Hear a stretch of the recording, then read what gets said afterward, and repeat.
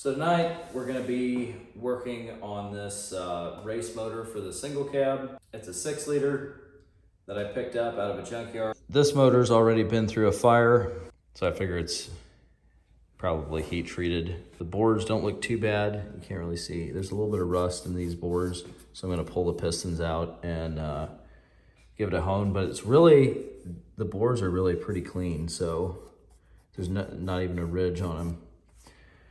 So I'm probably gonna gap the rings to about 30 thousandths, and then I've got this cam, which is out of the 5.3 that was in the truck last year. I made 587 to the tire with this, and these comp cams 1.72 ratio roller rockers. These are actually out of my GTO, so they've been in like 3 different motors already. And then I'm probably gonna get another set of push rods because a couple of these are bent. I'm gonna pull these pistons out and we're gonna get to work.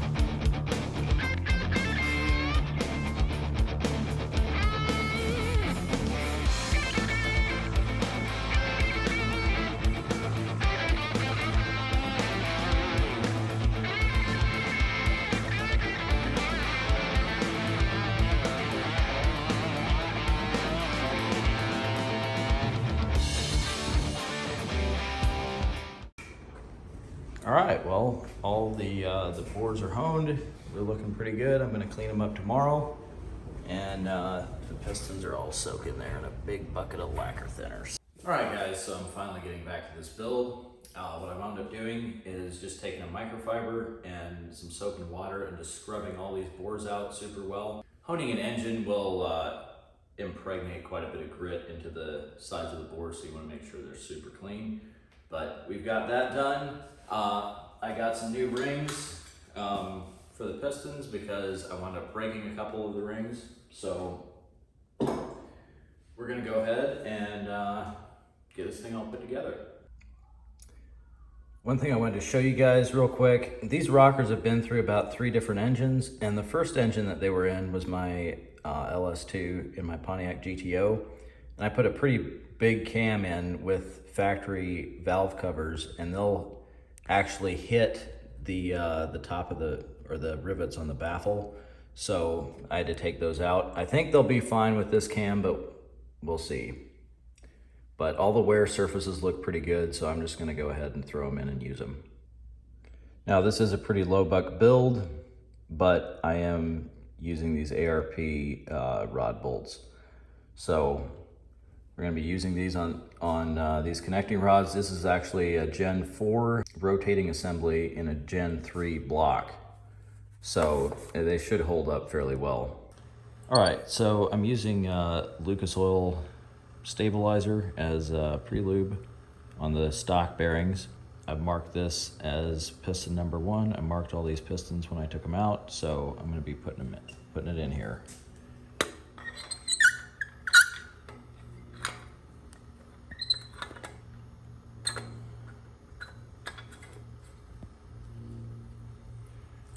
This little dot is supposed to be oriented towards the front of the engine when you install these. All right, so I got my connecting rod cap here, and I got the ARP bolts installed, and I've got ARP Ultra Torque assembly lube on them, so I'm going to drop it in there and torque it to 45 foot-pounds. These rod caps only go on one way, and if you ever get stuck, you can see the little notches right there for the bearings. All you have to do is look at the cap, and you see where those notches are on the cap. You just match those up to the rod, and it fits on there perfectly.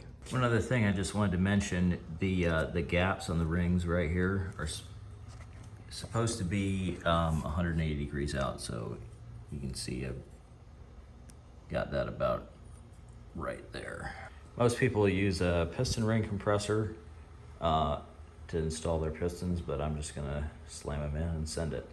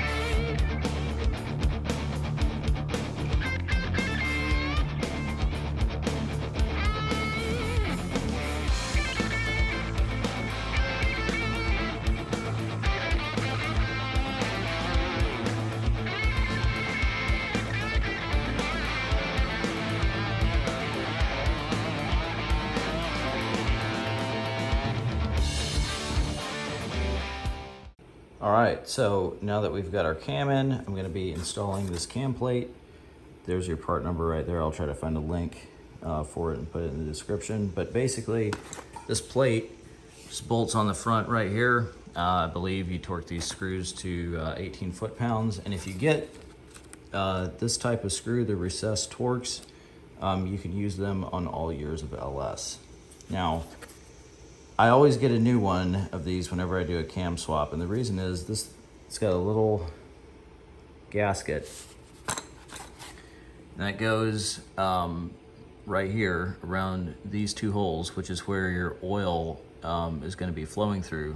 And if you don't change that, there is a pretty good possibility that you might have an internal oil leak. You might still have good oil pressure, but it's still going to be leaking oil. So I always get a new one. They're like 15 or 20 bucks. They're not too expensive, so it's really not worth it to try to reuse the old one. These are they take a T40 and they're supposed to be torqued to 18 foot-pounds.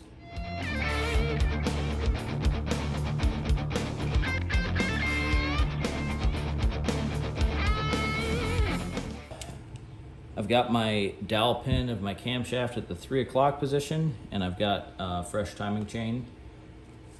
And I'm gonna throw this on.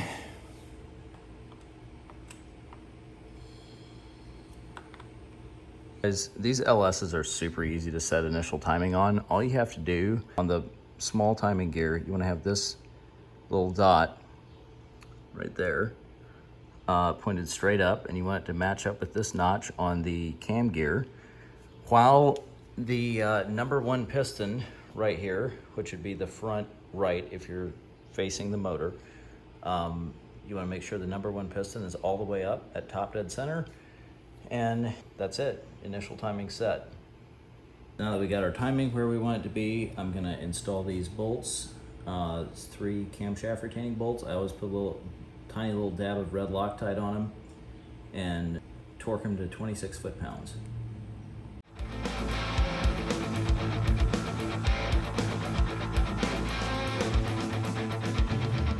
All right, so the next thing we're gonna do is we're gonna put in our lifters. So I've got these brand new lifter trays. Since this motor went through a fire, I decided it might be better to just get some brand new ones. And I've got 3 lifters already installed. I've had these lifters soaking in royal purple for about 2 weeks. You don't have to do them for that long, just a couple hours is fine. Basically, you'll just make sure the flat part of the lifter corresponds with the flat part of the tray. And just slide it right in there. And then to install them, flip it around so that these ridges are on top. And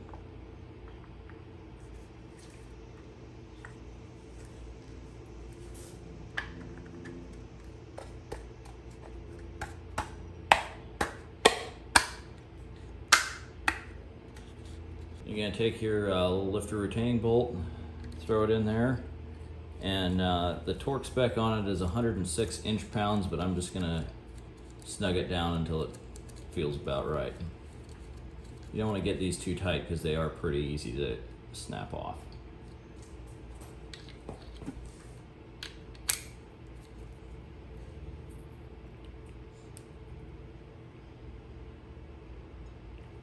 We're going to call that about 106 inch-pounds.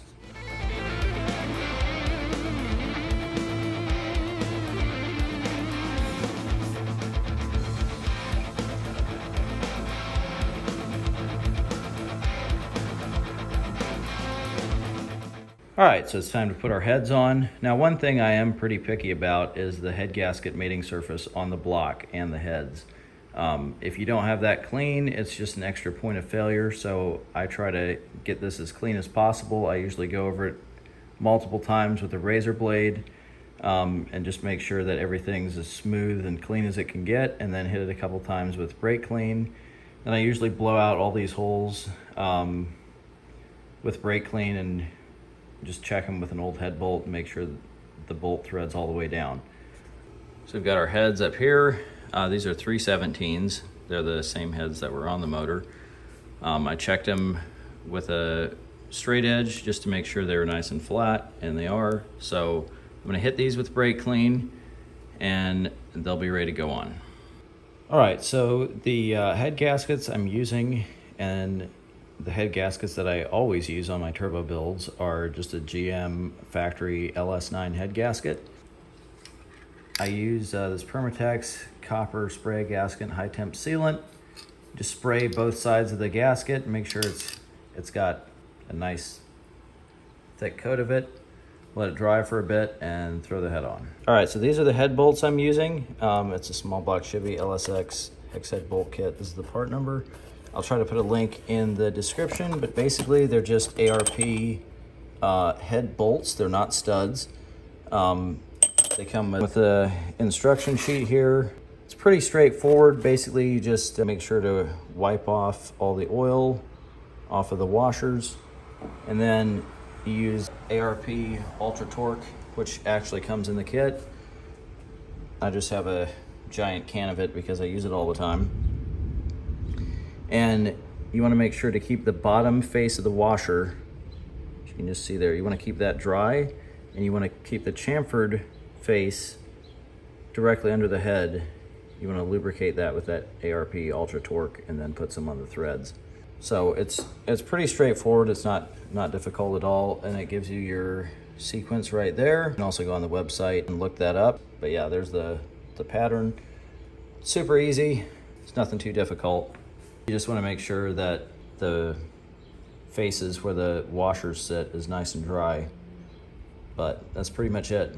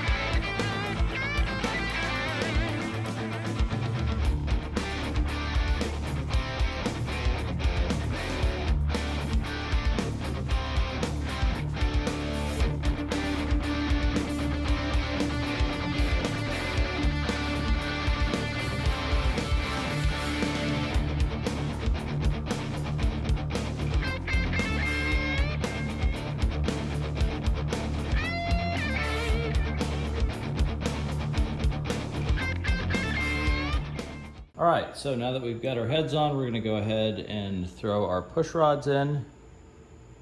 I don't know if you can see that, but it's just a Summit Racing heavy duty stock length push rod. So we're gonna throw those in and we're gonna put our rocker arms on and torque them down to 18 foot-pounds.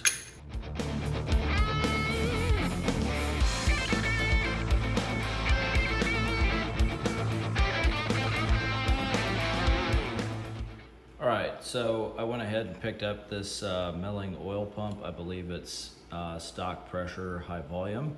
I figured if I'm gonna be running a twin turbo setup, it might not be a bad idea to get a little more volume out of the oil pump. So we're just gonna install this real quick.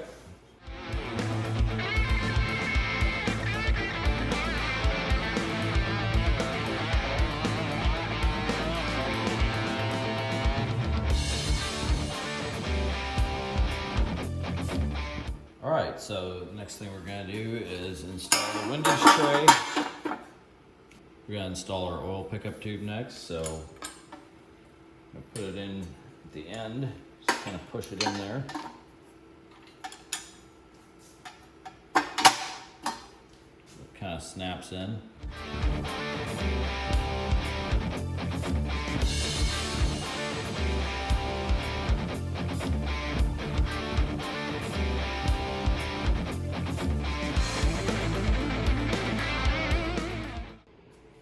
Definitely don't want to forget this little bolt here. Just gonna go ahead and knock that down real tight.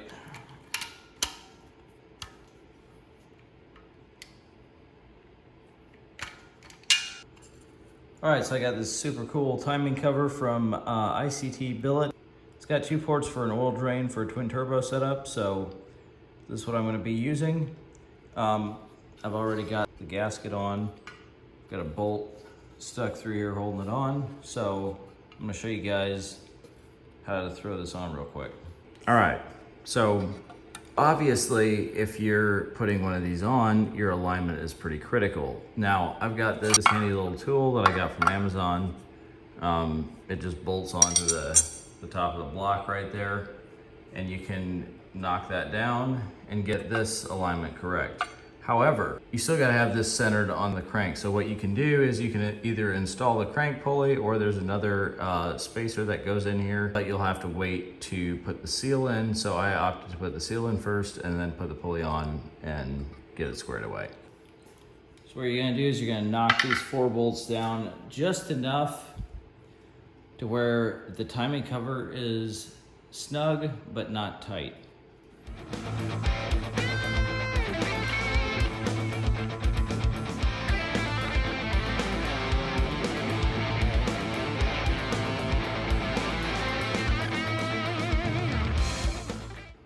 All right, so we got our pulley on there centering up the timing cover. We've got this little gauge on here to check and make sure that we're pretty close and we're within a couple thousandths, so I'm gonna go ahead and torque it down.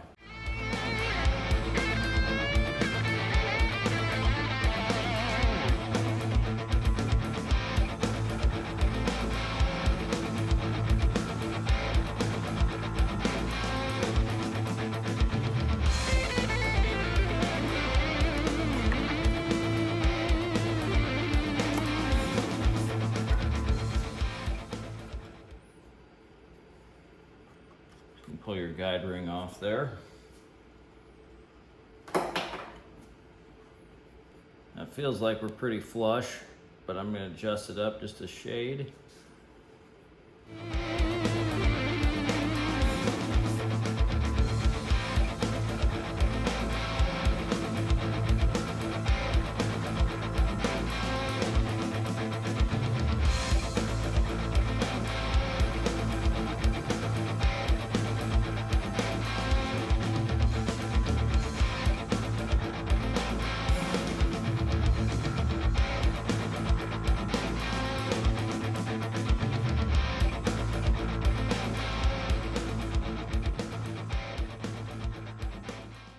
All right, so we're ready to put the pan on. I've already cleaned it up. I've got this ultra black gasket maker I'm gonna be using. All right, so I'm just gonna put a little bit here on the corners.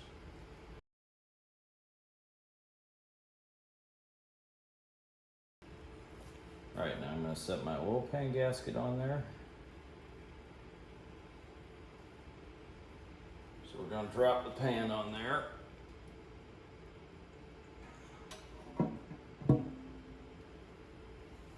And the first bolts you want to tighten are the main two on the front cover here and also the two on the back cover. Now all these bolts except for the rear two are 18 foot-pounds and the rear two are like 106 inch-pounds, which I'm just going to tighten up. I'm not even going to worry about.